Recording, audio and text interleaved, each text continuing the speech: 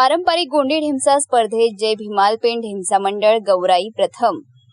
रुंझा येथे संस्कृतीचा जागर।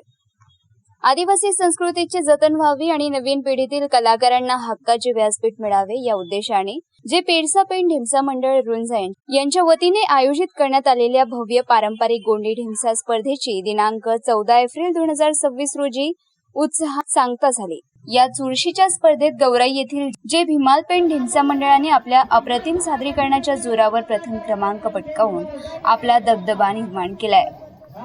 रात्रभर रंगला नृत्याचा आविष्कार। रुंझा येथे आयोजित या स्पर्धेत पंचक्रोशीतील अनेक नामवंत मंडळांनी सहभाग नोंदवला होता।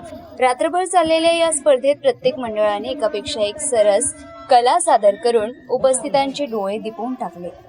या स्पर्धेचे मुख्य परीक्षक म्हणून श्री मनोहर गेडाम सर तर सहाय्यक परीक्षक म्हणून स्नेहल गेडाम व रामू आद्राम यांनी काम पाहिले। गौराई आणि चनई मंडळात अटीतटीची लढत। स्पर्धेत जय भीमाल पेण ढिमसा मंडळ गौराई आणि कोया वंशी लोकपंथी राजा रावण ढिमसा मंडळ चनई यांच्यात अत्यंत चुरस पाहायला मिळाली। चनई येथील मंडळाने विजयाचे वातावरण तयार केले होते, मात्र गौराई मंडळाच्या चंदू किनाके यांनी आपल्या बहारदार नक्कल सादरीकरणाने प्रेक्षकांचे व परीक्षकांचे लक्ष वेधून घेतले। चंदू किनाके यांनी मिळवून दिलेली गुणांची आघाडी आणि इतर नृत्य कलाकारांनी घेतलेली मेहनत यामुळे गौराई मंडळाने अखेर विजयावर मोहर उमटवली। विजेते मंडळ व बक्षिसांचा तपशील।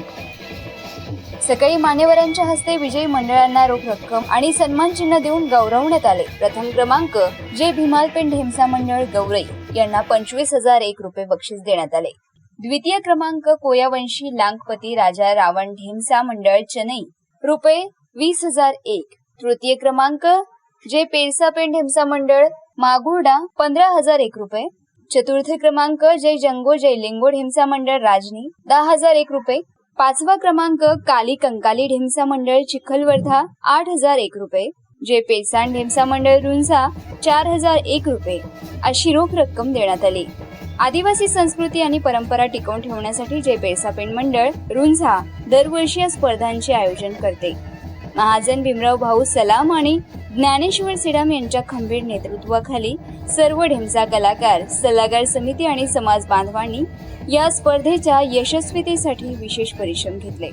या कार्यक्रमाला परिसरातील नागरिक मोठ्या संख्येने उपस्थित होते।